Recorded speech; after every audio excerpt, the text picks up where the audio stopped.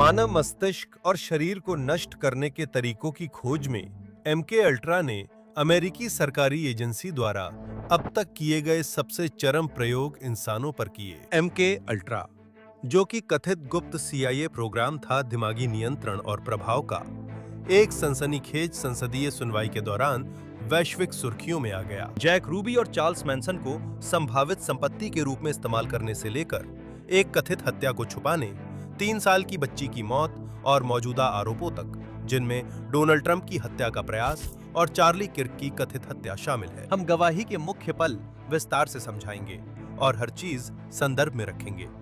स्वागत है side bar में, जिसे लॉ एंड क्राइम प्रस्तुत करता है। मैं जेसी वेबर हूं। जब मैं लॉ एंड क्राइम पर चीजें कवर करता हूं, तो अक्सर पूछा जाता है, आप लोग तेजी से बदलती कहानियों पर क्लिप्स इतनी जल्दी कैसे बना लेते हैं? और अगर आप इसमें रुचि रखते हैं, अगर आप सोशल मीडिया में हैं, अगर आप किसी भी तरह से कंटेंट बना रहे हैं, तो हम एक चीज का इस्तेमाल करते हैं जिसे ओपस क्लिप कहा जाता है। ये एक all in one AI editor है जो किसी भी प्लेटफॉर्म पर वीडियो एडिटिंग और अपलोडिंग आसान बनाता है। एआई से ओपस क्लिप बी रोल बनाता है। ये फुटेज और ऑडियो को रीफ्रेम व क्लीन करता है। बहुत आसान है, बस opus.pro/sidebar जाएं। आप साइन अप करते हैं, आप अपलोड करते हैं और कुछ ही मिनटों में आपके पास पूरी तरह से एडिट किए गए क्लिप्स तैयार हो जाएंगे, जिन्हें आप टिकटॉक, शॉर्ट्स, रील्स पर इस्तेमाल कर सकते हैं। ओपस क्लिप सच में एक वन स्टॉप शॉप है। और ओपस क्लिप जैसा टूल होने का मतलब है कि हमारे प्रोड्यूसर आपको वायरल कोर्टरूम अपडेट्स तुरंत दे सकते हैं। ये सबसे पावरफुल टूल है जिससे आप अपने आइडियाज शेयर कर सकते हैं और प्रोफेशनल की तरह एडिट कर सकते हैं। opus.pro/ या opus.pro/zef डेफिसिट्स पर जाएं। एक हफ्ते का फ्री ट्रायल लें और 50% छूट पाएं। यह आम साइड बार से अलग है, जिसे हम आमतौर पर कवर करते हैं। लेकिन मुझे कहना पड़ेगा, हर दिन ऐसा नहीं होता कि कैपिटल हिल पर सीआईए द्वारा कथित माइंड कंट्रोल और शायद आपराधिक गतिविधियों पर गवाही दी जाए। कल house committee on oversight and government reform के सामने एक सुनवाई हुई थी। इसका शीर्षक था माइंड कंट्रोल और जवाबदेही, सीआईए के एमके अल्ट्रा प्रोजेक्ट की सच्चाई उजागर करना। अब इससे पहले कि मैं गवाही के विवरण में जाऊं और हम इसके कई महत्वपूर्ण क्षणों को चलाने वाले हैं, मुझे बस संक्षेप में बताना है कि सार्वजनिक रिकॉर्ड और रिपोर्टिंग से हमें इसके बारे में क्या पता चलता है, ताकि आपको इसका अंदाजा हो सके। नेशनल सिक्योरिटी आर्काइव के अनुसार सीआईए पर लोगों पर ड्रग्स, सम्मोहन, एकांत और इंद्रिय वंचना जैसी तकनीकों के प्रयोग का आरोप लगा है, जो प्रोजेक्ट्स के तहत हुआ, जिनके कोड नाम ब्लूबर्ड, आर्टिचोक और एमके अल्ट्रा जैसे थे। ऐसा माना जाता है कि एमके अल्ट्रा को 1953 में एलोन-डालेस के सेंट्रल इंटेलिजेंस एजेंसी के डायरेक्टर बनने के बाद मंजूरी दी गई थी। अब आप सिडनी गॉटलीब का नाम अक्सर सुनेंगे, जिन्हें एमके अल्ट्रा के मुख्य वास्तुकार के रूप में जाना जाता है।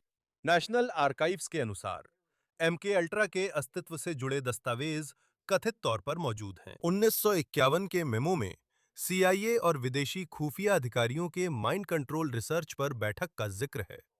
1956 के मेमो में गॉटलीब ने एक प्रोजेक्ट को मंजूरी दी थी, जिसमें अटलांटा में सामान्य मानव स्वयंसेवकों और संघीय कैदियों पर एलएसडी 25 की बड़ी खुराक के प्रभावों का मूल्यांकन किया जाना था। न्यूयॉर्क टाइम्स के मुताबिक 1970-7 में सीआईए प्रमुख स्टैनफील्ड टर्नर ने गवाही दी थी कि एजेंसी ने 80 संस्थानों में मानव व्यवहार नियंत्रण पर गुप्त रिसर्च कराई थी। हम कॉलेजों, विश्वविद्यालयों की बात कर रहे हैं, लेकिन यह संघीय संस्थानों, अस्पतालों, दवा कंपनियों में भी हुआ। और मैं कहूंगा कि एमके अल्ट्रा परियोजना का सबसे डरावना हिस्सा यह था, और यही आरोप था, कि पदार्थ और तरीके बेखबर लोगों पर इस्तेमाल किए गए, जिन्हें यह तक नहीं पता था कि उनके साथ क्या हो रहा है। ब्रिटानिका के अनुसार यह कार्यक्रम मुख्य रूप से 1953 से 1964 तक चला, और इसका कथित उद्देश्य किसी की याददाश्त मिटाना और फिर उन्हें नियंत्रित करना था। इस विचार, इस लक्ष्य, इस उद्देश्य का मकसद शीत युद्ध के दौरान सोवियत संघ का मुकाबला करना था। अब ब्रिटानिका के एमके अल्ट्रा की उत्पत्ति पर लेख में कहा गया है कि एलोन डेलिस का मानना था कि सोवियत संघ ने पहले ही माइंड कंट्रोल तकनीकें विकसित कर ली थीं, तो ये एक तरह से जवाब देने का तरीका था। और इन जटिल अभियानों में से एक था जिसे ऑपरेशन मिडनाइट क्लाइमेक्स कहा जाता था। हिस्ट्री.com के अनुसार 1955 में एक पूर्व federal bureau of narcotics agent, जिसे सीआईए ने नियुक्त किया था, ने जाल बिछाया। सैन फ्रांसिस्को में एक बेडरूम था जहां सेक्स वर्कर्स को पुरुषों को इस कमरे में लुभाने के लिए रखा जाता था। उन पुरुषों को बिना बताए एलएसडी दी जाती थी और टू वे मिरर से देखा जाता था। और ऐसे सवाल उठते थे कि क्या इसका मकसद सिर्फ ड्रग्स की असर का अध्ययन करना था या आप जानते हैं सिर्फ ताक झांक करना था। ऐसा माना जाता है कि 1973 में गॉटलिब और उस समय के सीआईए निदेशक रिचर्ड हेल्म्स ने एमके अल्ट्रा की ज्यादातर मूल रिकॉर्ड्स को नष्ट करने का आदेश दिया था। ब्रिटानिका रिपोर्ट के अनुसार गॉटलिब ने खुद 7 डिब्बों के दस्तावेज टुकड़े टुकड़े किए। हालांकि ऐसा लगता है कि 70 के दशक में कुछ सामग्री बाहर आ गई थी, जब सीआईए के वित्तीय रिकॉर्ड्स के लिए एक एफओआईए अनुरोध ने एमके अल्ट्रा के बारे में अतिरिक्त फाइलें उजागर कीं, जिन्हें गलत तरीके से लेबल किया गया था। ये इसका सार है।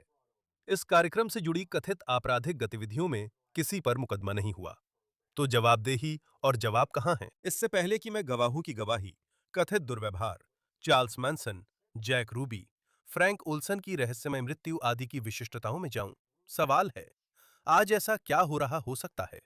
क्या सरकार आज भी वैसा कुछ चला रही है? ये दिलचस्प बातचीत है जिसे हम गहराई से समझेंगे। लेकिन एमके अल्ट्रा क्या है? यह सीआईए पर क्या करने का आरोप लगाया गया है? इसे समझाने का सबसे अच्छा तरीका है कि हम शुरुआती बयान पर जाएं। संघीय रहस्यों के अवर्गीकरण पर कार्यबल से चेयरवुमन अन्ना पाउलिना लूना, ठीक है, फ्लोरिडा से प्रतिनिधि। उन्होंने कहा कि यह पारदर्शिता और जवाब पाने के बारे में है। यह अमेरिकी लोगों के जानने के अधिकार के बारे में है कि क्या हुआ था, और उन सभी के लिए न्याय लाने के बारे में है जो प्रभावित या पीड़ित हुए, जिसमें उनके परिवार भी शामिल हैं। लेकिन सुनिए वो इसे कैसे बयान करती हैं। प्रोजेक्ट एमके अल्ट्रा कोई नीति की विफलता या ऐसा अति उत्साही कार्यक्रम जो काबू से बाहर हो गया हो नहीं था।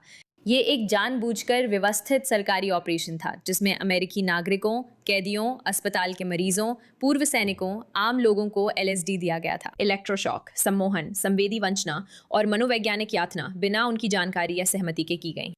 ये सब 20 साल तक अमेरिकी धरती पर चलता रहा, जिसे अमेरिकी करदाताओं के पैसों से फंड किया गया और अमेरिकी खुफिया तंत्र के सबसे ऊपरी स्तर से इसकी अनुमति दी गई थी।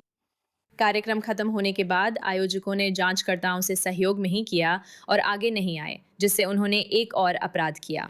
उन्होंने सबूत नष्ट कर दिए। टास्क फोर्स द्वारा समीक्षा किए गए दस्तावेज स्पष्ट हैं। जनवरी 1973 में सीआईए निदेशक रिचर्ड हेल्म्स कार्यालय छोड़ने की तैयारी में थे। उन्होंने खुद एमके अल्ट्रा रिकॉर्ड्स नष्ट करने का आदेश दिया। सीआईए के आधिकारिक दस्तावेज में लिखा है, मेरे उद्देश्यों के बावजूद MK Ultra files DCI mister Helms के पद छोड़ने से पहले ही उनके आदेश पर नष्ट कर दी गई थी। एक अलग आंतरिक रिपोर्ट इसकी पुष्टि करती है कि हेल्म्स ने डॉक्टर गॉटलिब को सीधे फोन किया और उन्हें आदेश दिया कि वे उद्धरण, ड्रग रिसर्च और संबंधित गतिविधियों से जुड़ी सभी फाइलें नष्ट कर दें। गॉटलिब ने 4 लोगों के साथ मिलकर पूरा दिन 152 फाइलों को फाड़ने और जलाने में बिता दिया। गॉटलिब में रिटायरमेंट से पहले अपनी सेक्रेटरी से निजी कागजात नष्ट करवा दिए। सीआईए रिकॉर्ड सेंटर प्रमुख ने विनाशों का लिखित विरोध किया, पर उनकी बात अनसुनी रही। ये न्याय में बाधा और संघीय रिकॉर्ड्स का आपराधिक विनाश है, और इनमें से किसी भी व्यक्ति पर इसके लिए कभी कोई अपराध का आरोप नहीं लगाया गया। ठीक है, अब गवाहों की ओर बढ़ते हैं। सुनवाई में गवाह डॉक्टर स्टीवन किंजर थे, जो ब्राउन यूनिवर्सिटी में अंतर्राष्ट्रीय और सार्वजनिक मामलों के वरिष्ठ फेलो हैं। उन्होंने poisoner in chief Sydney Gottlieb और सीआईए की माइंड कंट्रोल की खोज नामक किताब लिखी है, और उन्होंने इस कार्यक्रम के बताए गए उद्देश्यों और इसकी कुछ कथित गतिविधियों पर चर्चा की।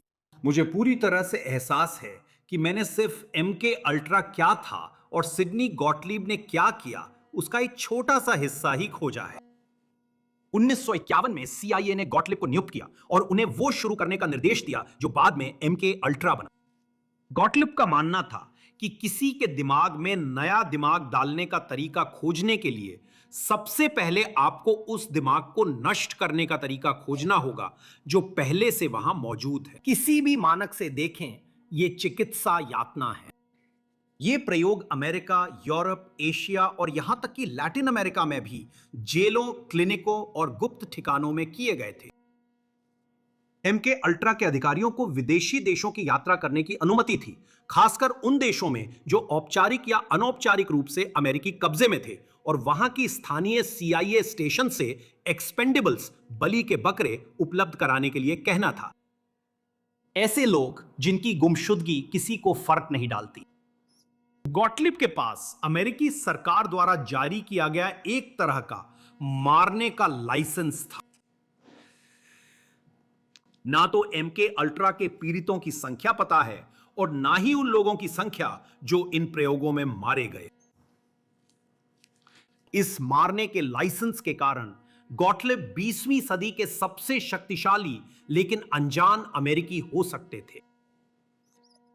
1970 के दशक में MK अल्ट्रा के बारे में कुछ जानकारी बाहर आई थी, लेकिन वरिष्ठ CIA अधिकारियों ने जानबूझकर गॉटलिब को बिना निगरानी के काम करने दिया था, इसलिए वे दावा कर सके कि उन्हें उसकी ज्यादतियों की जानकारी नहीं थी। ये CIA के लिए MK अल्ट्रा में अपनी संस्थागत भूमिका से इनकार करने और इसे एक व्यक्ति की क्रूरता या अत्यधिक उत्साह का परिणाम बताने का एक तरीका था। मैं आपको अभी बता देता हूं, इस विषय पर काफी शोध हुआ है, लेकिन जो आप सुन रहे हैं वो डॉक्टर किंजर की राय है। अभी हम हर विवरण और दावे की तथ्य जांच करना संभव नहीं है जो उन्होंने या दूसरे गवाह ने सुनवाई में किए।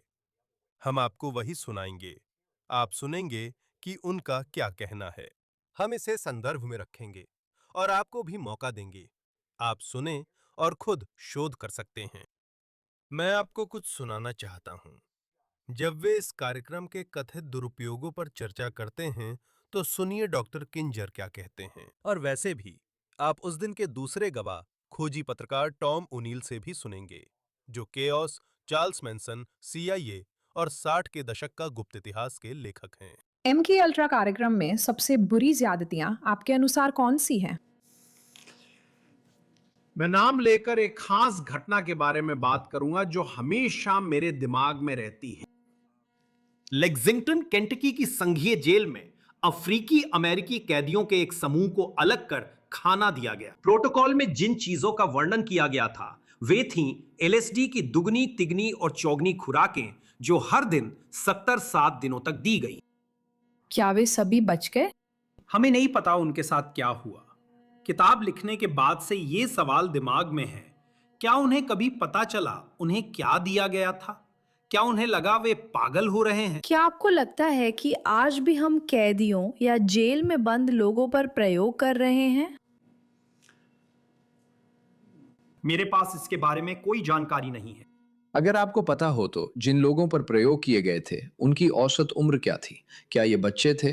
क्या ये मध्यम आयु वर्ग के लोग थे? क्या वे किशोर सुधार गृहों और जेलों में 16, 17, 18 साल के किशोरों पर अध्ययन किए गए थे और ऐसे संस्थागत स्कूलों में भी जहां भटके हुए बच्चों को रखा जाता था। वॉशिंगटन DC के national training school for boys में भी ऐसे अध्ययन हुए थे। द्वितीय विश्व युद्ध के बाद गुप्त प्रयोगों की बात हो तो जर्मनी और नाजियों का जिक्र जरूर होता है, और इस कथित ऑपरेशन को ऑपरेशन पेपर क्लिप कहा जाता है, जिसमें बताया जाता है कि संयुक्त राज्य अमेरिका ने जर्मन वैज्ञानिकों और इंजीनियरों की भर्ती की और उन्हें अमेरिका ले आया। ऑपरेशन पेपर क्लिप के तहत द्वितीय विश्व युद्ध के बाद 1600 से अधिक जर्मन वैज्ञानिकों को, जिनमें कॉन्सेंट्रेशन कैंपों में मानव प्रयोग करने वाले भी थे, अमेरिकी सरकार में लाया गया। CIA और सेना को उनकी पृष्ठभूमि पता थी, फिर भी भर्ती किया। क्या आपके शोध में पेपर क्लिप वैज्ञानिकों और MK अल्ट्रा के प्रोटोकॉल के बीच मेस्कलिन, सम्मोहन व संवेदी वंचना जैसी तकनीकों के प्रयोग का कोई प्रत्यक्ष दस्तावेजी प्रमाण मिला, जैसा डाखाओं में दर्ज था? बिल्कुल। कर्ट ब्लोमे, जो नाजी सरकार के लिए जैविक हथियार विकास के प्रमुख थे, CIA के लिए काम करने आ गए थे। इसी तरह वॉल्टर श्राइबर भी, जो नाजी सेना के सर्जन जनरल थे। मैं एक छोटी सी कहानी बता सकता हूं। जब मैं अपनी किताब के लिए रिसर्च कर रहा था तो मुझे लगता है कि मैंने पहला गुप्त CIA जेल या ब्लैक साइट ढूंढ निकाला। ये जर्मनी का सुंदर शैले है। अब के मालिक ने मुझे बेसमेंट दिखाया। उसने कहा कि ये वे सेल्स थे जहां MK अल्ट्रा अधिकारी नाजियों के साथ मिलकर वे भयानक प्रयोग करते थे, जो असल में उन्हीं प्रयोगों की निरंतरता थी जो वे नाजी कुछ साल पहले कर रहे थे। ठीक इसी सड़क के नीचे। टाइमलाइन और स्पष्टता के लिए ये प्रयोग नूर्नबर्ग ट्रायल्स के बाद हुए थे, तो CIA को पता होना चाहिए था कि ये मानवता के खिलाफ अपराध है। मैंने ऐसी किसी कड़ी की तलाश की जिसमें नूर्नबर्ग सिद्धांतों को किसी MK अल्ट्रा या CIA दफ्तर की दीवार पर लगाया गया हो, और मुझे कभी भी ऐसा कोई संकेत नहीं मिला कि उन नूर्नबर्ग सिद्धांतों को कभी देखा भी गया हो। पालन करना तो दूर की बात है। लूना ने कहा कि वह जर्मन सरकार से संपर्क करेगी। Charles Manson, Jack Ruby. तो सवाल यह बन गया कि क्या वे MK अल्ट्रा के सब्जेक्ट थे, क्या वे एसेट्स थे? चार्ल्स मैनसन से शुरू करें। वही कल्ट लीडर जिसके अनुयायियों ने बर्बर हत्याएं की थीं। 1969 की गर्मियों में 4 युवा लोग जो चार्ल्स मैनसन नामक एक कल्ट लीडर के आदेश पर काम कर रहे थे, फिल्म निर्देशक रोमन पोलांस्की के घर गए। वहां मिली सभी की हत्या कर दी गई, जिसमें उनकी 8.5 महीने की गर्भवती पत्नी अभिनेत्री शेरॉन टेट भी थी। पीड़ित अपने हत्यारों के लिए पूरी तरह अजनबी थे। अगली रात मैनसन के अनुयायियों ने एक और जोड़े की उसी भयानक तरीके से हत्या कर दी। मैनसन, जो मुश्किल से पढ़ा लिखा एक पूर्व अपराधी था, ने साधारण युवाओं को सिर्फ अपने कहने पर पूरी तरह अजनबियों की हत्या करने के लिए राजी करने की क्षमता कैसे हासिल कर ली थी। उस सवाल का जवाब खोजने की कोशिश ने मुझे डॉक्टर लुइस जोलियन वेस्ट के पास पहुंचाया, जिन्हें उनके दोस्त जॉली के नाम से जानते थे। वेस्ट अमेरिका के प्रमुख मनोचिकित्सक थे। मैं आपको ये लंबी और उबाऊ कहानी नहीं सुनाऊंगा कि मेरी मैनसन पर रिपोर्टिंग वेस्ट तक कैसे पहुंची। सिर्फ इतना कहूंगा कि आखिरकार मैंने ये जाना कि 1967 में जब मैनसन उस पंथ नेता में बदल गया जिसे हम आज जानते हैं, वह और उसके अनुयायी सैन फ्रांसिस्को के एक क्लिनिक में मुफ्त चिकित्सा देखभाल प्राप्त कर रहे थे, जहां वेस्ट ने पास ही चल रही अपनी एक शोध परियोजना के लिए अपना संचालन केंद्र स्थापित किया था। वेस्ट के खिलाफ आरोपों में रुचि लेने के बाद मैंने जाना कि UCLA, जो उनका आखिरी शैक्षणिक संस्थान था, ने 1999 में उनकी मृत्यु के बाद उनके कागजात विरासत में पाए थे। लगभग 2 महीने और 200 से अधिक डिब्बों के बाद मुझे भूसे के ढेर में सुई मिल गई। वेस्ट और डॉक्टर सिडनी गॉटलिब के बीच पत्राचार, जो MK अल्ट्रा के निर्माता थे। मैं ये साबित कर सका कि जैसे ही मैनसन को 1967 में संघीय जेल से रिहा किया गया, उसने पैरोल तोड़ी, बिना अनुमति बे एरिया गया और तुरंत एक संघीय पैरोल अधिकारी की निगरानी में आ गया, जो मूल रूप से उस पर नरमी बरतता रहा जब उसने अपने अनुयायियों का समूह इकट्ठा किया, उन्हें ड्रग्स दिए, उन पर हावी रहा और उन्हें कमोबेश ऐसे आज्ञाकारी रोबोट में बदल दिया जो उसकी हर बात मानते थे। यह सब एक पैरोल अधिकारी रॉजर स्मिथ की निगरानी में हुआ, जो उसी क्लिनिक में ड्रग रिसर्च भी कर रहे थे जहां जॉली वेस्ट ने परीक्षण के लिए लोगों की भर्ती करने का अपना तंत्र स्थापित किया था। 1969 तक जब मैनसन ने आखिरकार उन हत्याओं का आदेश दिया जिनके लिए बाद में उसे दोषी ठहराया गया, उसे बढ़ते अपराधों के लिए बार बार गिरफ्तार किया गया था। अब ओनील मानते हैं कि वे निर्णायक रूप से साबित नहीं कर सके कि मैनसन MK अल्ट्रा का एसेट था, और वास्तव में जितना हमने देखा है, अब तक कोई सत्यापित निर्णायक सबूत नहीं मिला है कि मैनसन ने जो किया वो किसी संघीय सरकारी ऑपरेशन के कारण या उससे जुड़ा हुआ था। जैक रूबी वही था जिसने ली हार्वी ऑसवाल्ड को मारा था, सही है। इस पर वास्तव में फिल्म निर्माता एरल मॉरिस ने भी शोध किया था, जिन्होंने मनोचिकित्सक लुइस जॉली वेस्ट इस डॉक्टर पर भी एक फिल्म बनाई थी। डॉक्टर वेस्ट पर आरोप था कि उन्होंने जैक रूबी की मानसिक जांच कर उसे पागल बताया। इसे ध्यान में रखते हुए कृपया सुने ओनील क्या कहते हैं। जैक रूबी, मुझे लगता है कि ये कुछ और है। वॉरेन कमीशन की जांच में वॉरेन कमीशन पर एलन डल्स थे, जो CIA के पूर्व निदेशक थे, जिन्होंने MK अल्ट्रा को मंजूरी दी और चलाया जब तक कि उन्हें राष्ट्रपति केनेडी ने बर्खास्त नहीं कर दिया। CIA के लिए समिति के संपर्क अधिकारी, जो CIA से आ रही जानकारी को वॉरेन कमीशन तक पहुंचाते थे, वे रिचर्ड हेल्म्स थे, जो जॉली वेस्ट के प्रत्यक्ष पर्यवेक्षक थे। वे जानते थे कि वेस्ट कौन था, वे जानते थे कि वेस्ट क्या करने में सक्षम था और उन्होंने उसे किस काम के लिए पैसे दिए थे, और उसने उन्हें क्या रिपोर्ट किया था कि वो क्या कर सकता है, जिसमें लोगों में मानसिक विकार उत्पन्न करना भी शामिल था। जहां तक जानकारी है, यह बात कभी कमीशन को नहीं बताई गई थी। मेरा मानना है कि वेस्ट को वहां इसलिए रखा गया था कि जैक रूबी अपनी कहानी न बता सके। फिर भी अब तक जो कुछ भी हमने देखा है उससे यह निश्चित रूप से साबित नहीं होता कि वो एमके अल्ट्रा का एजेंट या उत्पाद था। मैंने अपने न्यूज नेशन शो जेसी वेबर लाइव पर सीआईए के रिटायर्ड ऑपरेशंस ऑफिसर रिक डिलाटोरे का इंटरव्यू लिया, जिन्होंने कहा कि रूबी या मैनसन से जुड़ी थ्योरीज को साबित करने वाला कुछ नहीं है। लेकिन आप एजेंट्स की बात करते हैं, आप कथित एजेंट्स की बात करते हैं, आप थ्योरीज की बात करते हैं। चार्ली किर्क की कथित हत्या के बारे में क्या? बटलर, पेंसिल्वेनिया में राष्ट्रपति डोनाल्ड ट्रंप पर गोलीबारी की कोशिश के बारे में जानते हैं? ये मुद्दा सुनवाई में इसलिए उठा क्योंकि ये सवाल है कि क्या ऐसी घटनाएं अब भी हो रही हैं? आप उन घटनाओं को कैसे समझाते हैं? ये कहां से आईं? Social media, algorithm, AI? क्या यह दिमागी नियंत्रण का नया तरीका है? मेरा मतलब है, मैं कहना चाहता हूं कि अगर अमेरिकी सरकार के भीतर ऐसे प्रोजेक्ट चल रहे हैं तो शायद यह सोच हो सकती है कि हम यह बिना किसी दुश्मन की निगरानी के कर सकते हैं। अब जब MK अल्ट्रा में हमने जो सीखा है वो एल्गोरिदम और कंप्यूटर तक इतनी तरक्की कर चुका है, तो इसकी क्या संभावनाएं हैं?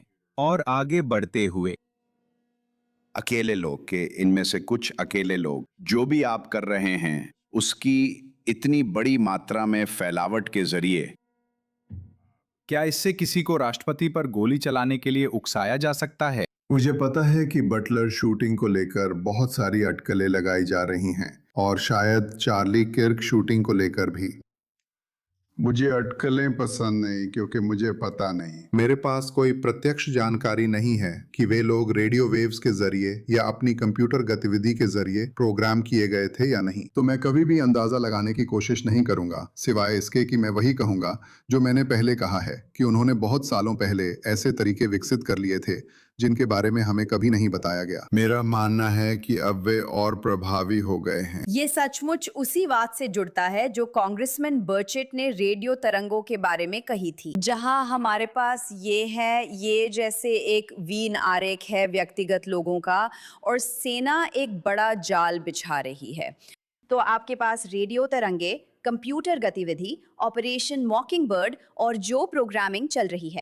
तो आप उस समय जो हो रहा था और अब जो हम देख रहे हैं उसके संबंध में क्या देखते हैं, जो उसी तरह के प्रोग्राम हो सकते हैं, यहाँ तक कि डायरेक्ट एनर्जी वेपन्स या इसी तरह की चीज़ों का इस्तेमाल भी। मिस्टर ओनियल, आप शुरू कर सकते हैं। हाँ, मैं बस एक बात कहना चाहूंगा। एक उद्देश्य था। MK अल्ट्रा के शुरुआती प्रस्तावों में लिखा था कि वे प्रयोग कर देखना चाहते थे कि क्या पूरी आबादी का सामूहिक रूपांतरण संभव है। मुझे लगता है इसका कुछ संबंध उस फ्रांस की घटना से है जिसके बारे में आप पहले बता रहे थे। फिर से आज के समय में ये सब सिर्फ अटकलें हैं, लेकिन उस समय वे मनोवैज्ञानिक तरीकों का इस्तेमाल करके ये देखना चाहते थे कि आप लोगों के विचारों को कैसे प्रभावित कर सकते हैं। और मॉकिंगबर्ड भी इसमें शामिल था, जो कि अगर लोग नहीं जानते तो उसमें CIA के लोग या उनके सहयोगी शामिल थे। मीडिया में ऐसे लोग थे जो लिखते थे, मूल रूप से प्रोपेगेंडा लिखते थे और जनता के विचारों और विश्वासों को उसी दिशा में नियंत्रित करने की कोशिश करते थे जैसी CIA चाहती थी। और क्या ये आज भी चल रहा है? अगर ऐसा हो रहा है तो मुझे कोई हैरानी नहीं होगी। ठीक है, अब मैं दो बातों पर आगे बढ़ना चाहता हूं। पहले, फ्रैंक ओल्सन। ये नाम आपको MK अल्ट्रा चर्चा में अक्सर सुनने को मिलेगा। अगर आप फोर्ड लाइब्रेरी जाएं तो फ्रैंक ओल्सन के दस्तावेज मिलेंगे जिनमें लिखा है, डॉक्टर फ्रैंक ए ओल्सन, बायोकेमिस्ट और सेना के नागरिक कर्मचारी, फोर्ट डेट्रिक में CIA के साथ सहयोग कर रहे थे। 19 नवंबर 1953 को फोर्ट डेट्रिक और CIA कर्मियों की एक नियमित बैठक में CIA कर्मियों द्वारा डॉक्टर ओल्सन और अन्य लोगों के पेय में LSD की खुराक मिलाई गई, जो सभी समूह के सदस्य थे। LSD लेने से पहले डॉक्टर ओल्सन ने उन चर्चाओं में भाग लिया था जहां सिद्धांततः इन पदार्थों का अनभिज्ञ लोगों पर परीक्षण करने पर सहमति हुई थी। हालांकि डॉक्टर ओल्सन या अन्य किसी को भी यह जानकारी नहीं दी गई थी कि उन्हें LSD दी गई है, जब तक कि घटना के लगभग 20 मिनट बाद उन्हें इसके बारे में नहीं बताया गया। और यही बात उनकी मौत को इतना अजीब बनाती है। इसी वजह से ये सिद्धांत सामने आए हैं कि उनकी हत्या की गई थी। 2019 में द गार्जियन में प्रकाशित डॉक्टर किंजर के एक लेख में वह मूल रूप से बताते हैं कि कैसे 28 नवंबर 1953 को फ्रैंक ओल्सन मैनहट्टन के स्टैटलर होटल के कमरे 1018 ए की बंद खिड़की को तोड़कर बाहर गिरते हैं। 10 मंजिल नीचे फुटपाथ पर गिरकर उनकी मौत हो जाती है। माना जाता है कि कमरे में सिर्फ उनके साथ सो रहे CIA सहयोगी ही गवाह थे और ऐसा आरोप है कि पुलिस जांच किसी न किसी तरह CIA द्वारा समन्वित या प्रभावित की गई थी। अंत में उन्होंने निष्कर्ष निकाला कि ओल्सन ने छलांग लगाई और आत्महत्या की। हालांकि पहले LSD विषाक्तता के दावे भी थे। उसे कथित तौर पर एक ऐसे डॉक्टर से मिलवाया गया था जो रिपोर्ट के अनुसार MK अल्ट्रा से जुड़ा था। सवाल उठता है, क्या उसे इसलिए मारा गया ताकि उसकी जानकारी गुप्त रहे? फ्रैंक ओल्सन का मामला, जैसा पहले बताया गया, हत्या थी। मुझे नहीं लगता वह आत्महत्या थी, और इसका कारण ये था कि वो विसल ब्लोअर बनने वाले थे। वह CIA में काम करते थे। उन्होंने जैविक हथियारों के विकास में काम किया था और वह सार्वजनिक रूप से यह घोषणा करने वाले थे कि संयुक्त राज्य सरकार कोरियाई युद्ध में जैविक हथियारों का इस्तेमाल कर रही थी। और साथ ही वो MK अल्ट्रा प्रयोगों के बारे में भी बात करने वाले थे। जो कुछ उन्होंने जान रखा था उसमें घातक प्रयोग भी शामिल थे और इसका एक प्रलेखित मामला भी है। सज्जनों, आपको क्या लगता है MK अल्ट्रा कार्यक्रम में कितनों की मौत या हत्या हुई? कोई अंदाजा नहीं। मुझे इसे उजागर करना ही होगा। वाकई डरावनी कहानी है जो ओनील ने डॉक्टर वेस्ट के बारे में बताई, जो MK अल्ट्रा की कहानी में एक किरदार हैं। CIA के साथ अनुबंध के समय वे लैकलैंड एयरफोर्स बेस के अस्पताल में मुख्य मनोचिकित्सक थे और वहीं अपने प्रयोग शुरू किए। मेरे बयान में जिस पत्र का उल्लेख था उसके 1 साल बाद वे बता रहे थे कि वे क्या करना चाहते हैं। 1 साल बाद 3 जुलाई 1954 को 3 साल की एक बच्ची का अपहरण कर लिया गया और बाद में वो एक बजरी के गड्ढे में हत्या की गई अवस्था में पाई गई। उसके पास एक कार भी थी जिसे छोड़ दिया गया था और उस खोज दल के पास जिसने छोटी बच्ची का शव पाया था, एक व्यक्ति आया जो बेस पर एयरमैन था और उसने उनसे पूछा कि वो कहाँ हैं और वो वहाँ कैसे पहुंचा। उसे हत्या के आरोप में गिरफ्तार किया गया और जिन सैन्य अधिकारियों की हिरासत में वो था उन्होंने उसे एक ट्रांस या बेहोशी की हालत में बताया। उसके शरीर में कोई नशा नहीं पाया गया। जब वो पत्नी से मिलवाने लाया गया तो उसने उसे नहीं पहचाना। उसकी सुनवाई में जोली वेस्ट उसके सलाहकार मनोचिकित्सक थे जिन्होंने जांच की। बिल्कुल। ये सामने आया कि वास्तव में उसका इलाज लैकलैंड के अस्पताल में एक प्रयोगात्मक कार्यक्रम के तहत किया जा रहा था ताकि उसकी लगातार होने वाली गंभीर माइग्रेन सिरदर्द की बीमारी को ठीक किया जा सके, और उसे 4 साल बाद फांसी दे दी गई। मेरी रिसर्च के अनुसार यह 3 साल की शेरी और हॉटन के साथ हुई बलात्कार हत्या की घटना को दर्शाता है और 1950 के दशक में एयरफोर्स के एयरमैन जिमी शेवर की सजा और फांसी। यह अपराध टॉम ओनील द्वारा द इंटरसेप्ट में लिखे गए एक लेख में दर्ज किया गया है। लेकिन जैसा सुना, डॉक्टर वेस्ट कथित तौर पर लैकलैंड एयरफोर्स बेस में मनोरोग सेवाओं के प्रमुख थे। शेवर एक एयरमैन था जिसका कोई हिंसक या आपराधिक इतिहास नहीं था, फिर भी उसने यह किया। शेवर को कुछ भी याद नहीं था। वैसे वेस्ट, डॉक्टर वेस्ट पर इस लेख में शेवर को ट्रुथ सीरम देने और उसे गहरी हिप्नोसिस में डालने का आरोप लगाया गया था और तभी शेवर ने कथित तौर पर कबूलनामा किया था। अब बताया जाता है कि उसने मुकदमे के दौरान उस कबूलनामे को वापस लेने की कोशिश की थी। जैसा कि इंटरसेप्ट लेख में बताया गया, शेवर से जुड़ी फाइलें गायब होने की बातें थीं। शायद वो CIA LSD प्रोग्राम का हिस्सा रहे हों। अब आगे क्या करें?